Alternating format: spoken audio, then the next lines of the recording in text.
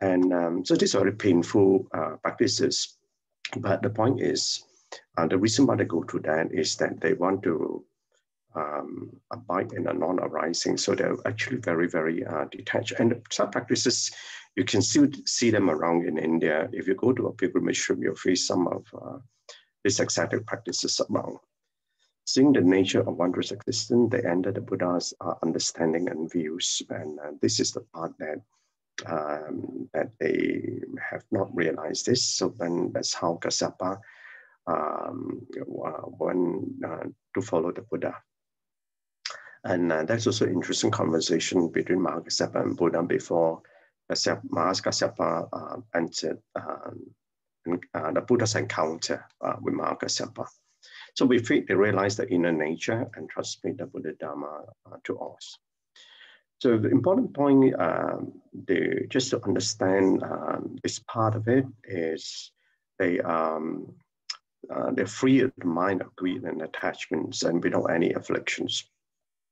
So Mahakassapa was actually born in a wealthy Brahmin family. In fact, a number of all these practitioners, they are born in great wealthy, noble families.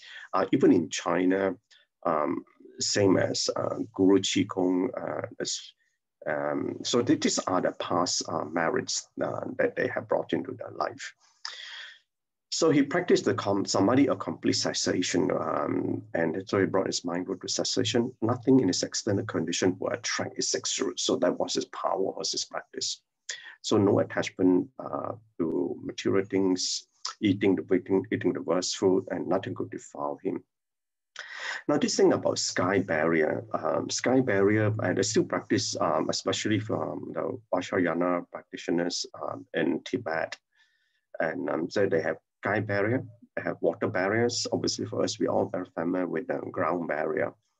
And so sky barrier, they actually leave the body and they feed, and the birds will feed on the bodies. And I think this is also being practiced by the Parsi Indians as well. So, and obviously one of the practices that some of these practitioners have to go through, especially those who can't get one of the training I understand from some of these monks, they go through, the teacher would put them to sit in front of the body, especially to get rid of the lust, any lusty thoughts that they may have. And this will strengthen the spiritual aspiration. So I got a little confession to make. They, you know, there's a practice in Taiping, and one of the meditation retreat was to meditate in a cemetery. And I actually, at one stage, I actually thought of signing for that, just to get through the state of mind, but I never did that, of course. So the lessons learned was this. This is a very famous story. The Buddha actually admired Mahakassapa's determination. So at one time at the vulture's peak, when the Buddha was about to speak and everyone felt Vasily was very quiet, the Buddha casually picked up a flower, but no one knew what the Buddha meant by his action, but everybody remaining quiet. And Mahakassapa gave a smile, and the Buddha smiled back in return, out of understanding. So, and that was this mind-to-mind communication between the Buddha and Mahakassapa. And that was the beginning of Zen Buddhism.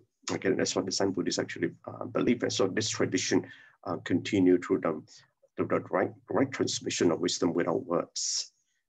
It's a fascinating practice.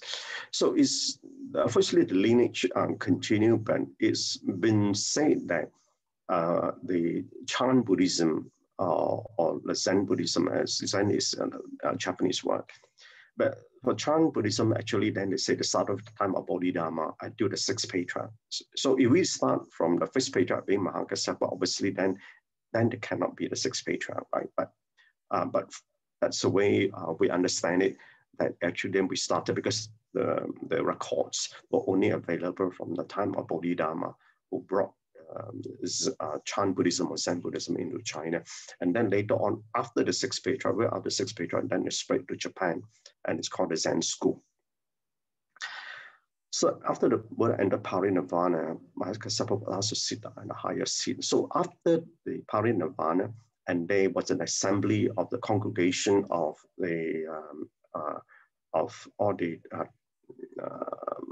Sangha community, and to qualify for that to be in the congregation, they need to be a fully realized arahat. And so there were 500 on them. So sometimes when you visit temples, you see the 500 arahats or Lohan. That's a hall there. And that's a reflection of the 500 arahats, obviously ahead of the Mahakasapa at that time. So then he was entrusted to pass the Buddha's bowl and robe. And now I know the Tribes say Cop Foot Mountain is a chicken foot mountain. Okay. Now, and it's waiting for Maitreya to come. And I've been there. It's not an easy place to go. I have to trek up on a horse up in the mountain. Actually, incidentally, I was planning to go there again this year, but because of the lockdown. Otherwise, around this time of the year, I would have been there. So that was also another place that I'll be visiting soon after the lockdown. This is where the Chicken Foot Mountain is. So contemplation very short. Huh? In the stillness of the mind, and this is what it's all this contemplation is a reflection of the state of mind of Mahakasapa in silence. There's nothing to show. Yet there is plenty to see. So in relationship, understanding relationship, again, a very short one. In stillness, listen to the silence. It is much to say. Okay, and brothers and sisters, thank you. Yeah, thank you so much, BrotherChin. Really, it's summary and insight. Yeah. Yes, before BrotherChin and Sister Kapin leave us, can we all take a group photo on your video? Yeah, I think BrotherChin need to bring us to the chicken mountain or chicken foot mountain. In Cantonese it's called Gai Chok San. Gai Chok San. Gai Chok San, or Mandarin is called Chi Chu. Oh, Chi Chu San. Oh, Chi Chu San. Yeah. You heard of it, right?